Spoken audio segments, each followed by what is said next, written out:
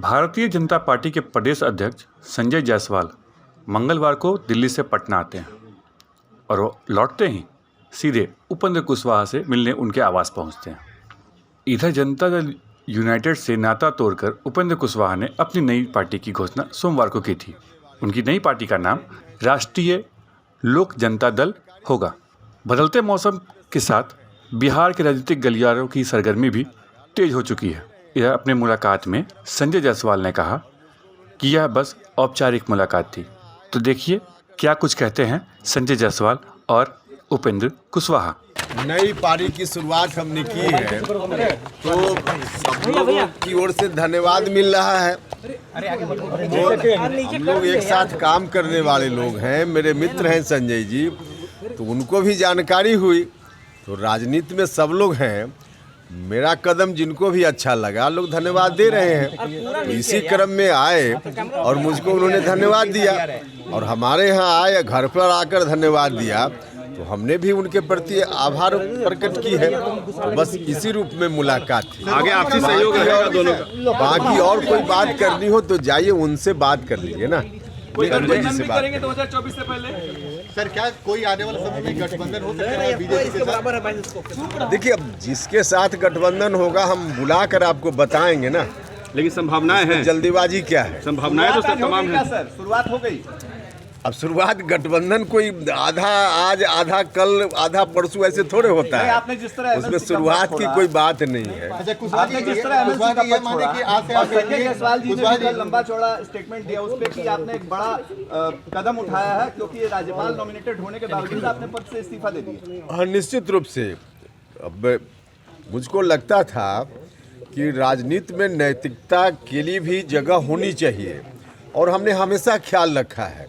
तो उसी रूप में मुझको इस बार भी लगा कि भले बहुत आवश्यक नहीं है एमएलसी पद छोड़ना, लेकिन नैतिकता कहती है कि हम इस पद को त्याग दें। जैसे ही हमने पार्टी छोड़ी तो उस रूप में हमने चीज़ों को लिया है और उसके आधार पे इस्तीफा देने की बात हमने की। आज 2.5 घंटे तक मुख्यमंत्री को इंतजार करना पड़ा। किसान समागम हो रहा है, मुख्यमंत्री बैठे रहे तेजस्वी यादव और दूरियां वहां दिखने लगी हैं जो आपने कदम उठाया उसके बाद।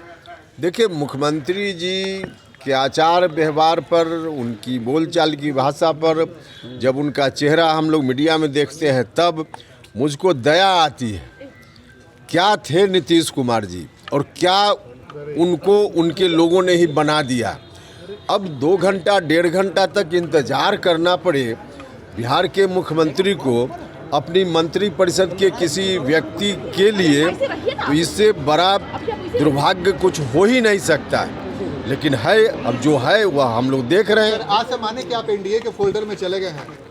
भैया अभी कहाँ से क्या आप लोग मान लीजिएगा।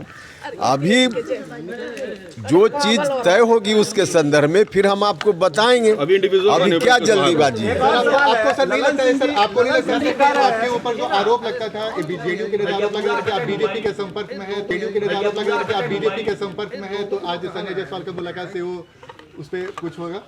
नहीं देखिए, हम क्या लोग आरोप लगाते थे नहीं आरोप लगाते थे, उनकी बातों का जवाब देना बहुत आवश्यक नहीं है।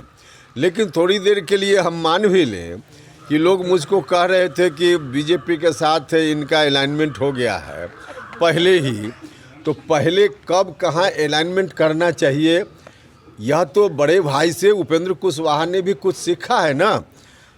हम तो उन्हीं से सीखे हुए हैं राजनीति में बहुत सारी चीज़, अपने बड़े भाई आदरणीय नीतीश कुमार जी से।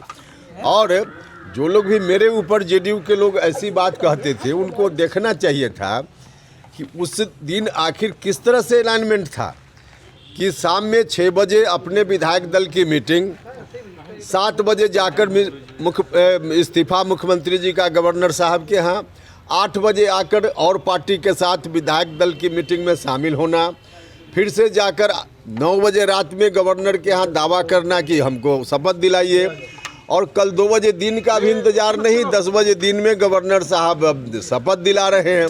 तो ये बिना अलाइनमेंट का होता था क्या? तो बड़ा भाई जो कर रहे थे उससे उपेंद्र कुशवाहा ने कुछ सीख लिया, तो इसमें बुराई क्या है? मगर ललन सिंह बार बार कह रहे हैं कि कहीं कोई नहीं है, कहीं कोई विलय होने वाला नहीं है, 2025 में कोई स्थानांतरण नहीं होगा पावर का। अब बिहार की जनता को इतना लोग मूर्ख न समझें। बिहार की जनता थोड़ी अशिक्षित हो सकती है, लेकिन इतना मूर्ख नहीं है जितना ये लोग समझते हैं। नीतीश कुमार जी ने एक बार नहीं अनेक बार घर में, कमरा के अंदर नहीं, पब्लिक डोमेन में, महागठबंधन विधानमंडल दल की मीटिंग में सार्वजनिक रूप से कहा कि अगला अब तेजस्वी। तो नीतीश कुमार जी बोल रहे हैं और ललन सिंह जी, जब से हमने इस इशू को उठाना शुरू किया है, जब से हमारा विरोध हुआ है, तब उनके ऊपर दबाव हुआ और घबराहट हो गई कि अब जनता खैर ठिकाना हमारा लगा देगी। तो उसके बाद से उनका बयान ललन जी का अलग आ रहा है। अरे भैया, जनता मूर्ख नहीं है। नीतीश कुमार जी जो चाहेंगे वह होगा जेडीयू में, या ललन सिंह जी के कहने से होगा। और तय कर लें दोनों लोग कि नीतीश कुमार बड़ा नेता कि ललन सिंह जी बड़ा नेता, और इसको भी थोड़ी देर तक मान भी लिया जाए। तो हम तो यह कहते भी रहे हैं कि नीतीश कुमार जी को इन लोगों ने अब ऐसी स्थिति में पहुंचा दिया जहां उनका कुछ नहीं चलता है। मैं शिष्टाचार, केवल शिष्टाचार मुलाकात के लिए आया हुआ था और कुछ नहीं था। नए संकेत भी दिख रहे हैं सर? कोई नया संकेत नहीं है, केवल यह शिष्टाचार।